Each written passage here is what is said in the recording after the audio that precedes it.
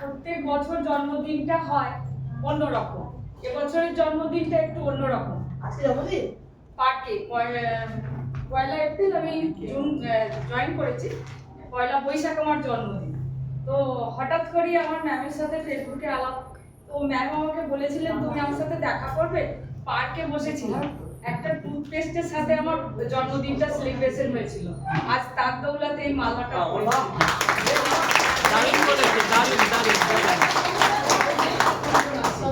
আমি 25 দিন কলকাতা মেডিকেল কলেজে ভর্তি ছিলাম, কেউ আমার সাথে ছিল না। এই ম্যামটা না থাকলে, এই দিদিটা আর ওই আমার মা, আমার জন্মদাত্রী মা আছে অবশ্যই গ্রামে, কিন্তু এরা দুজন কলকাতা শহরে না থাকলে আজকে আমি এই সঞ্চিতা সামন্ত নামটা স্ট্যাম্প হয়ে গেছে আমার মেডিকেল।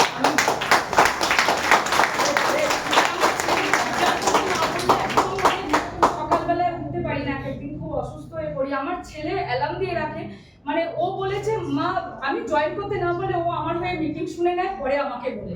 আমার ছেলে সত্যি আমাকে ভীষণ সাপোর্ট করে, আর যে নেই এখন আমার কাছে উড়িষ্যায় আছে আমার হাজবেন্ড, ভীষণভাবে সাপোর্ট করতে। আমি জানি এই চারটে মানুষের আমি